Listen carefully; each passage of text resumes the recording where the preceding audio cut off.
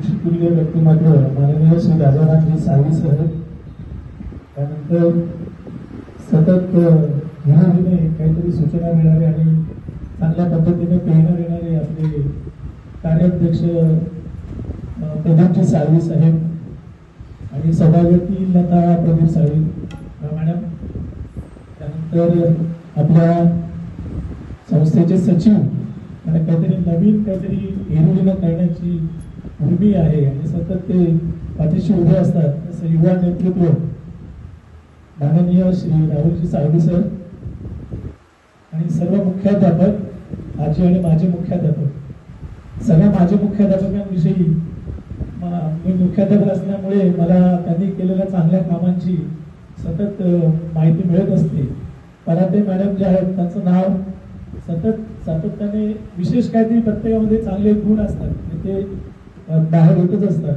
सारियन madam आहेत, त्यानंतर अतिशय संयमी व्यक्तिमत्व असलेल्या आपल्या सावंत मॅडम आहेत आणि खूप दक्ष अशा आणि काम करताना खूप काळजी घेणाऱ्या अशा कुलकर्णी मॅडम आहेत. त्याचप्रमाणे महत्वाची गोष्ट म्हणजे मी स्वामी समर्थ चित्रपट बघितला आणि मी रोज रात्री एक चित्रपट बघतो, नेटफ्लिक्सवर बघतो किंवा सोनी लाईव्ह याच्यावर. त्यामुळे चित्रपट बघता बघता मला आपल्या शाळेशी संबंधित असलेलं व्यक्तिमत्व दिसलं की चित्रपटात आणि मी एकदम सरप्राईज झालो. स्वामींची कृपा. तर प्रधान मॅडम पण समोर बसलेले आहेत, त्याने अतिशय छान काम केलं चित्रपटात. मला खूप आनंद वाटला. मी ते पिक्चर परत एकदा बघितला दुसऱ्या दिवशी. तुम्ही पण सगळ्यांनी स्वामी समर्थ चित्रपट बघा. आणि त्याचप्रमाणे नवीनच माहिती नाव माहीत झालं माला मॅडम त्या आलेल्या आहेत, त्या सुद्धा आहेत. आणि सगळ्यांची नावं घेणं शक्य नाही, कारण की हा दिवस जो आहे ना तो कृतज्ञता व्यक्त करण्याचा दिवस आहे.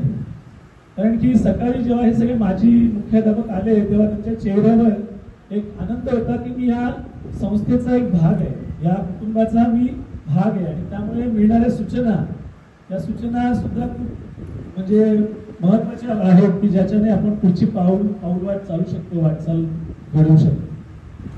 त्याचप्रमाणे हा कार्यक्रमाला मी लेंदी करायचं नाही असं ठरवलं होतं की आम्ही भाषण नाही करणार होतो, आम्ही हा संगीताचा कार्यक्रम आयोजित करणार होतो आणि त्यातून आपल्या संपूर्ण संस्थेची माहिती त्या निवेदनामधनं व्यक्त करणार होतो की जेणेकरून भाषण स्वरूपी असं काय व्हायला नको. म्हणून मीच आता जास्त बोलायला लागलो, पण कसं नको व्हायला.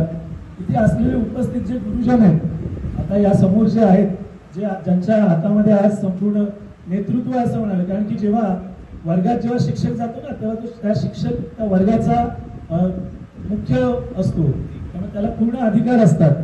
त्यामुळे मुलांमध्ये संस्कार घडवण्याचं जे काम आहे किंवा जे अभ्यास जे आहे इन्कल्केट करण्याचं जे काम आहे ते अतिशय हिरिरीने हे सगळे करत असतात. यांच्यामध्ये कोणत्याच प्रकारचा स्वार्थ नाही, ही सगळ्यात महत्वाची गोष्ट आहे. कारण इथे दोन भाग असतात, त्याचा उल्लेख आम्ही करत नाही, एडेड आणि अनएडेड, तरी सुद्धा अतिशय अचूकपणे काम करणाऱ्या शिक्षकांचं पण या इथे सगळ्यात महत्वाचं म्हणजे ऋण व्यक्त केलं पाहिजे आणि आभार व्यक्त केला पाहिजे. कारण ती आधारशिला आहे.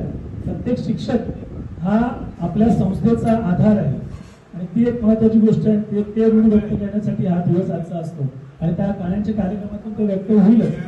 सगळ्यात महत्वाची गोष्ट की या महाविद्यालयामध्ये आणि शाळेमध्ये अनेकसे बदल होणार आहेत, पण बदल हा जीवनाचा आत्मा आहे आणि त्यामुळे ते बदल सतत होत राहतील आणि ते सकारात्मक बदल व्हावेत अशी माझी खूप मनोमन इच्छा आहे. कारण की मला सगळेजण म्हणतात की हा सतत घाई करत असतो, पण मला तसा तो एक प्रकारचा रोगच आहे, हरी सिकनेस. एखादी गोष्ट अशी घाईच झाली पाहिजे, आज बोललो की संध्याकाळी ती झाली पाहिजे असं वगैरे असतं आणि त्यावेळेला बऱ्याच वेळा ते नियोजन थोडंसं हे होतं. पण या कार्यक्रमाच्या द्वारे मला एक सांगायचं की आपलं हे जे शैक्षणिक संकुल आहे, या संकुलामध्ये आम्ही ज्युनियर कॉलेजमध्ये अतिशय बदल केलेले. त्याच्यामध्ये संदीप पाटील सरांचं खूप मोठं योगदान आहे, मनीषा सावंत मॅडमचं खूप चांगलं योगदान आहे, राहुल सर सतत फॉलोअप त्याचं घेत असतात. त्यामुळे आपल्याकडे 11वी 12वी सायन्सला मराठी हिंदी IT सुरू करण्यात आलं. IT हा ऑप्शन आल्यामुळे मुलांचा आपल्याकडे येण्याचा ओघ वाढेल. आणि दुसरी एक गोष्ट की इंजिनिअरिंग आणि मेडिकल यासाठी आपण सेपरेट विंग्स तयार करतोय. हळूहळू ते आम्ही बदलतोय. डिव्हिजन A असेल तर ती मेडिकलसाठी असेल, डिव्हिजन B असेल तर ती इंजिनिअरिंगसाठी असेल आणि प्रत्येक विषयासाठी वेगळी तुकडी अशा पद्धतीने आमचं पुढचं नियोजन आहे. त्याच्यामध्ये आम्ही PCMB असेल तर बायोलॉजी नको असेल तर त्याला सायकोलॉजी आणलेलं आहे. समजा मॅथ्स नको असेल तर त्याला ऑप्शन सायकोलॉजी आलेलं आहे.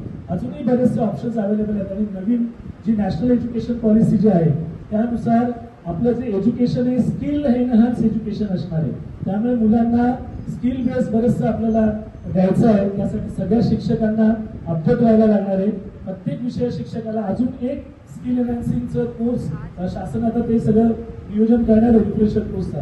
प्रत्येक विषय शिक्षकाला एक स्किल विषय जो आहे स्किल एनहान्स कोर्स त्याची तयारी करायची तो पण त्यांनी शिकवायचा मुलांना. अशा पद्धतीची योजना येईलच आता 6 महिन्यानंतर. कारण सेमिस्टर पॅटर्न आता मी काय अभ्यासाविषयी काय बोलत नाही एवढं पण शेवटी शैक्षणिक प्रगती हाच आपला मूळ पाया आहे संस्थेचा. जेवढी शैक्षणिक प्रगती होईल तेवढे लोक जास्त शिकतील. त्यानंतर आपल्याला एक चांगल्या पद्धतीचं ह्युमन रिसोर्स मानवी संसाधन आपल्याला उपलब्ध होईल.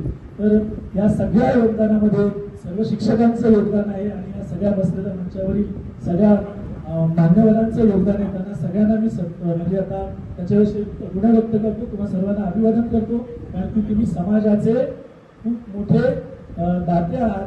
तुम्ही काहीतरी मोठी गोष्ट समाजाला दिलेली आहे आणि ती अमर आहे म्हणजे वर्षानुवर्ष पुढारी आहे. तर त्यासाठी माझं अत्यंत सहयोग असेल. आजचा जो कार्यक्रम या कार्यक्रमात मानवतेचं मंदिर हे असं नाव दिलं आम्ही गाण्याच्या कार्यक्रमाला. मानवतेचं मंदिर त्या दृष्टिकोनातनं मानवतेशी संबंधित असणारे शैक्षणिक आणि इतर गुरुतुल्य जी काही गाणी असतील ते आपले कलाकार या ठिकाणी सादर